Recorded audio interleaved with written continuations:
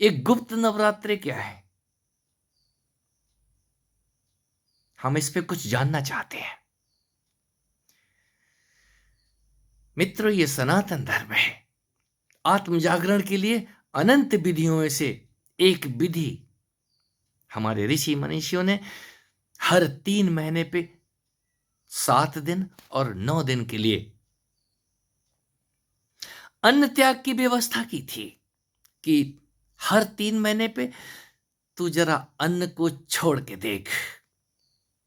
हम 7 दिन या 9 दिन, मैं सिर्फ 3 दिन की बात करता हूं। आप 3 दिन जरा छोड़ के देखो सब कुछ। तीसरे दिन आपका मन, ये तन तो मुरझाएगा ही, मन भी मुरझा जाएगा। माता के नाम पे अर्पण सारे भोग माता को कर दो, उसको खाने दो। वो बाहर नहीं खाती है, आपके ही अंदर बैठ के खाती है। जब उसको भूख लगे, इस तन को जब भूख लगे, तो इसको देखो तो सही, वो चुनना पसंद करेगा। उसको जो चाहिए वो चुन लेगा, और जो छोड़ना है वो छोड़ देगा। एक अवस्था है आत्म जागरण की। जब ये जागने लग जाता है तो जाग के क्रियाकलाप होने शुरू हो जाते हैं। ये चुनाव मन के चुनाव पे ना जाएं, तन के चुनाव पे जाएं।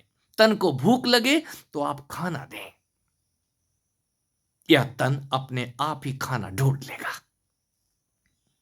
संभव है हर 3 महीने पे आपके शरीर में जो परिवर्तन होता है, उसमें सबसे पहली भूख है।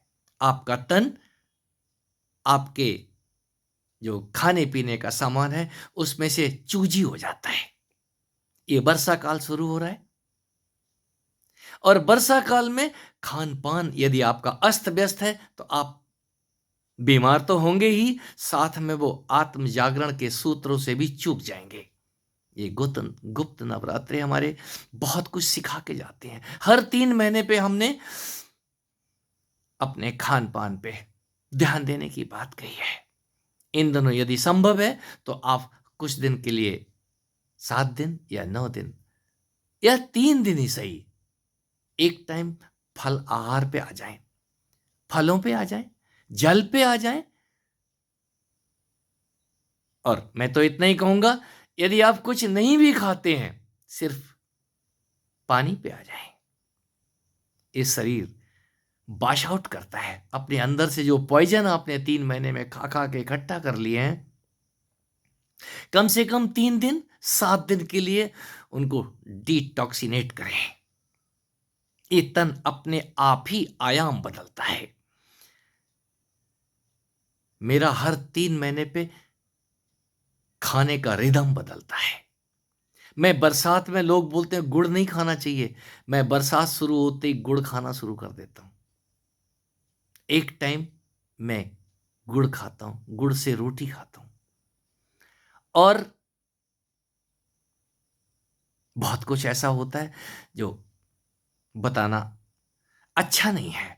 हर हर व्यक्ति का शरीर, हर प्राणी का शरीर अपने आप में एक अप्रतिम प्रयोगशाला है। ये तन अपने आप चुन लेगा उसको क्या अच्छा लग रहा है। आप तन की सुनो। हम मन को बीच में ले आते हैं जागरण के लिए। तन की सुनो, और जब तन मना करना शुरू कर दे, मुझे तो भूख ही नहीं है, हम टाइम देखते हैं, अब तो 9 बज गए हैं, 10 बज गए हैं, खाना देना चाहिए। कुछ अलग हटके भी है। जब वो पावर, वो शक्ति किसी गुरु की कृपा से या उस मां की कृपा से इस तन में हिलने लग जाती है, अंगड़ाइयां लेने लग जाती है, तो सबसे पहले इस तन को आभास होता है मेरा कोई केयर टेकर है। जब वो केयर टेकर आ जाए तो आप हर 3 महीने पे जो कर रहे थे वो आपका 24 घंटे नहीं, 12 मासी प्रक्रिया में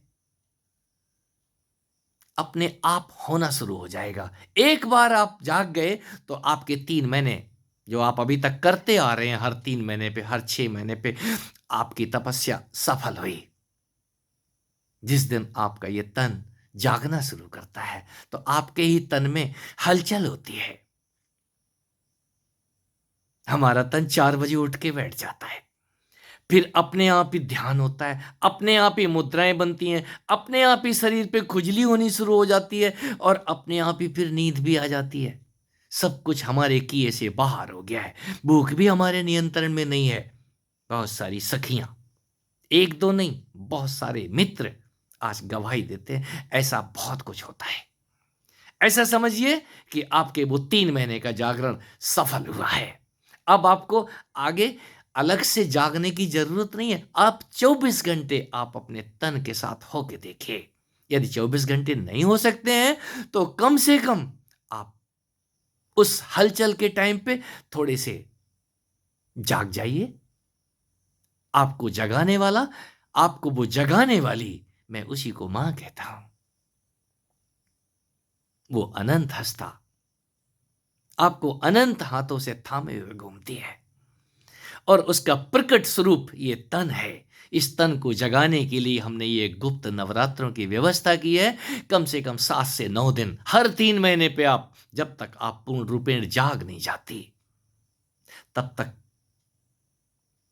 आप अपने खाने में, आप अपने पीने में, आप अपने सोने और जागने की क्रियाकलापों में सजग होइए, होशपूर्ण होइए। कोई आपको हिलाएगा और जिस दिन वो हिला दे, समझ लेना उस गुरु मां ने, उस सदगुरु ने आपको अंदर से थामना शुरू कर दिया है। और जिनको थाम लिया है, धन्यवादी है।